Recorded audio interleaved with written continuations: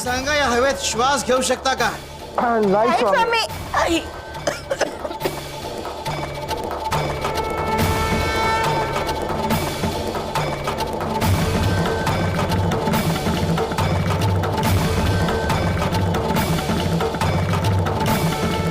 अरे मनुष्याला अशुद्ध आणि अस्वच्छ असं काही चालत नाही, तर अशुद्ध आणि अस्वच्छ चारित्र्य कसं चालतं?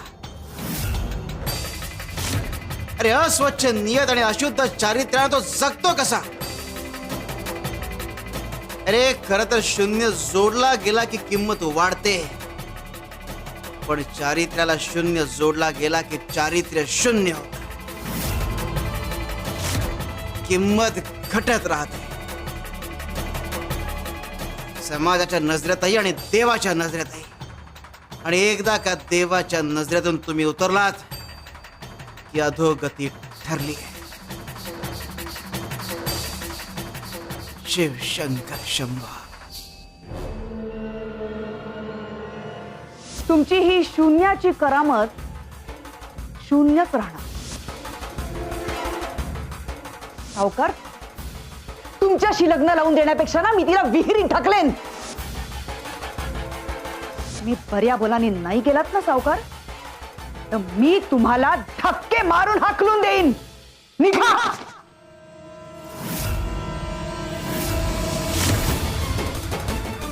राधा, रघुनाथ गेल्यानंतर मला वाटलं होतं की आता तर पौलमीला मिळवून सहज शक्य आहे. तू विरोध करणार नाहीस, सहज मान्य करशील असं वाटलं होतं मला. पण तू तर माझ्या अस्तित्वालाच आव्हान दिलंस.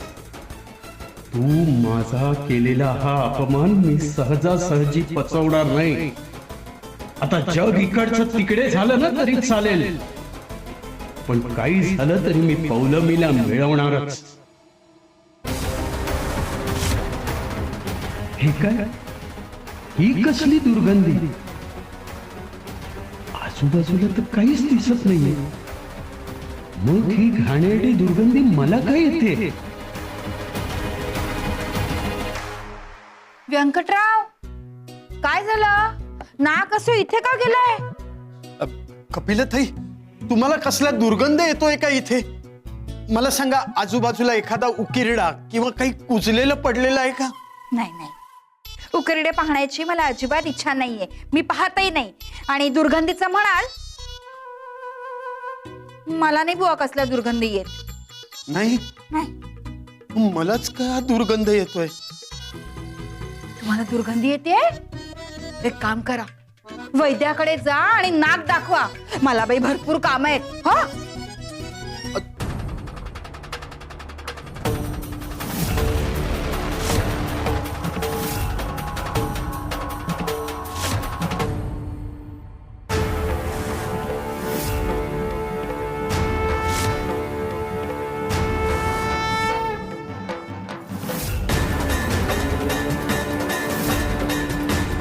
कस्तुरी, स्वामींच्या हाती कस्तुरी.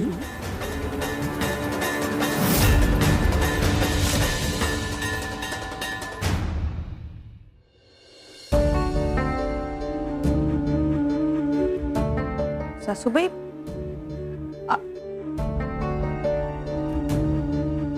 का घाबरता एवढं? काय झालं? अगं राधे, काय केलंस तू हे? अगं तो व्यंकट म्हणजे विषारी नाग आहे, विषारी नाग. आणि तू त्याचा अपमान केलास. आता तो डूक धरून बसणार आणि दंश करणार. सासूबाई, मग मी काय करायला हवं होतं? तुम्ही पाहिलत ना तो आपल्या पौलमीबद्दल कसं बोलत होता.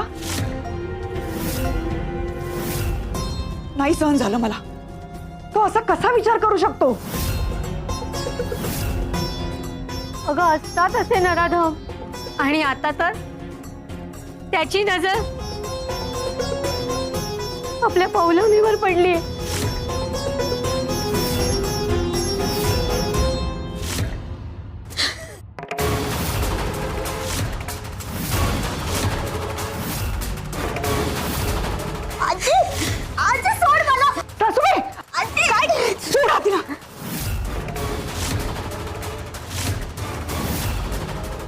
तुम्ही काय करताय?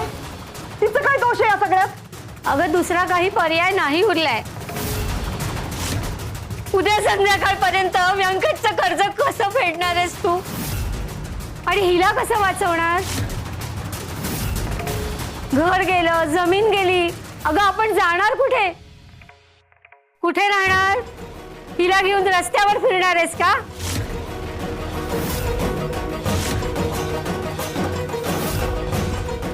घे, मलाही मारून टाक आणि तिलाही मारून टाक. ओ, सासूबाई शांत व्हा. काय करताय तुम्ही हे? शांत व्हा बरं. अगं कशी शांत होऊ सांग ना. तुझ्या एका निर्णयामुळे हे काय होऊन बसलं बघ. तू रघुनाथला जर बियाणं आणायला पाठवलं नसतंस ना तर आज हे सगळं घडलंच नसतं.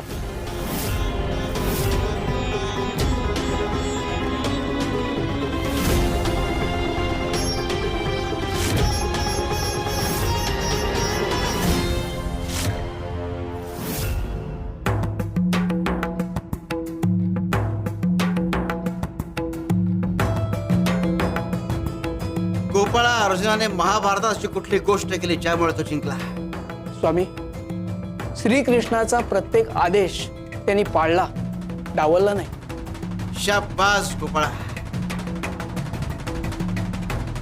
म्हणून तो आमचा शिष्य म्हणून शोभतोस.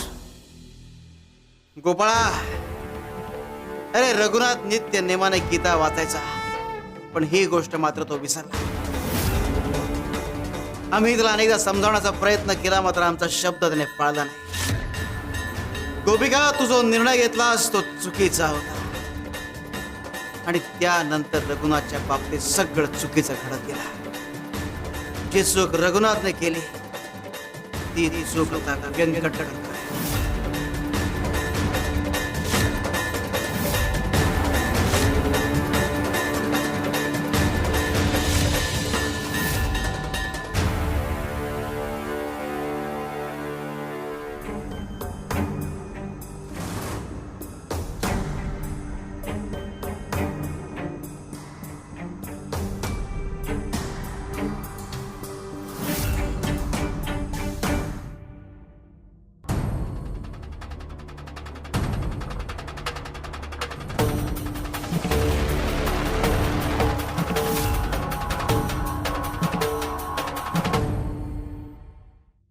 हा, अन्यथा अगदी उत्तम प्रतीचं दिसतंय. बहुतेक कोणीतरी गोण इथे विसरून गेलेलं असावं. जाऊ दे, आपल्याला काय आयती धान्याची गोण मिळालेली आहे. आता हे धान्य कुणाला तरी विकूया आणि चांगले पैसे कमवूया. शिवशंकर शंभो.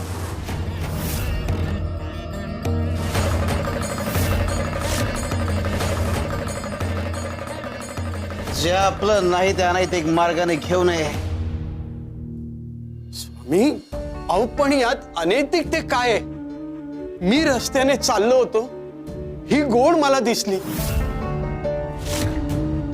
आजूबाजूला कुणी नव्हतं, म्हणून मी ती गोण घ्यायचा विचार केला. बस इतकंच. जेव्हा व्यक्तिमत्वच अनैतिक बनतं तेव्हा हातून अनैतिक कृत्यच घडतात.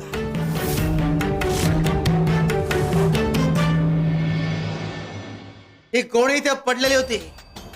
काही पक्षी आले, त्यातले काही दाणे खाल्ले आणि उडून गेले. मग काही गुरं आली, त्यांचं पोट भरेल इतकं धान्य खाल्लं आणि निघून गेले. माणसाचं मात्र समाधान होतच नाही. स्वामी, म्हणजे नेमकं काय म्हणायचंय तुम्हाला? अरे सुखवस्तू आयुष्य जगतोयस, चांगला संसार आहे, बायको आहे, मुलं आहे, यात तू समाधानी असलं पाहिजेस. वयाला शोभणार नाही असे कृत्य करू नकोस. स्वामींना पौलमी बद्दल कळलं की काय, म्हणूनच ते असा इशारा देत आहेत. पण त्यांना कसं कळलं? सगळं ठाऊक आहे मला.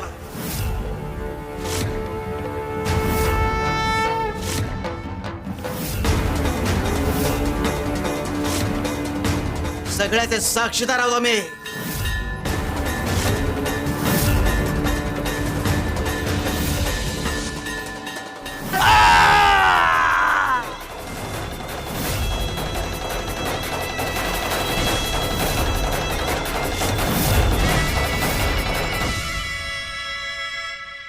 रघुनाथाने त्याच्या वाट्याचा प्रारब्ध भोगला.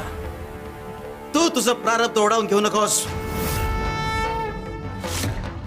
पौलमीचा नाद सोड.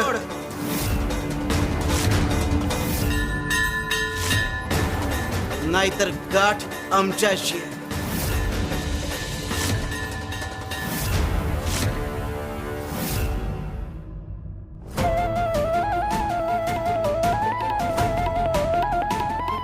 हे काय झालं? हे सगळं काय होतंय माझ्या आयुष्यात?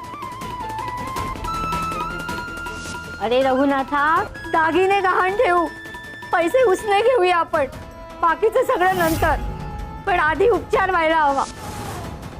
तुझ्यामुळे गेला माझा मुलगा. त्याच्या जवळ जाऊ नकोस,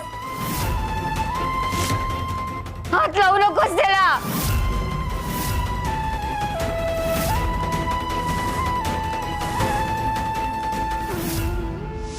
काय करू? काय करू?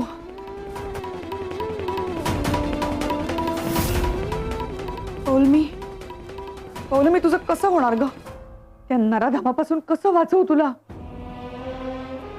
ते कर्ज कसं फेडू मी?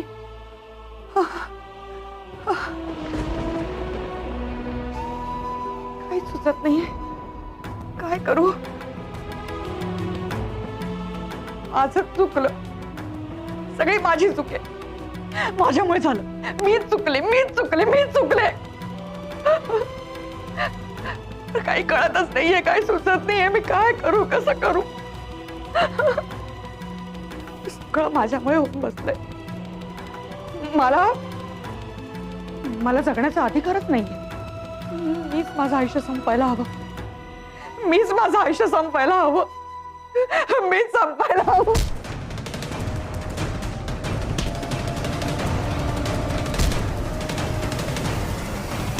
आई आई आई आई ग आई.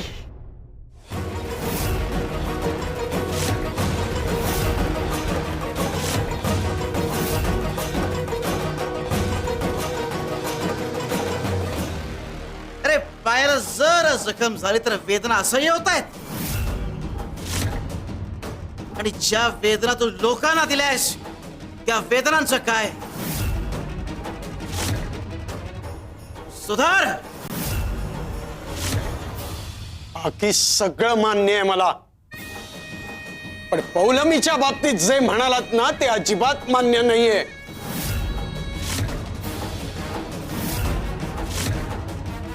आणि पौलमीचा नाद तर कधीच सोडणार नाही.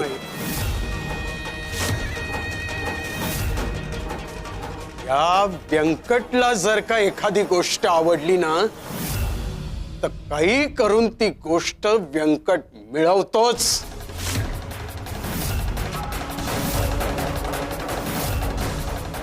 जर त्याच्या मार्गात कुणी आडवा आला तर व्यंकट त्याला देखील सोडत नाही.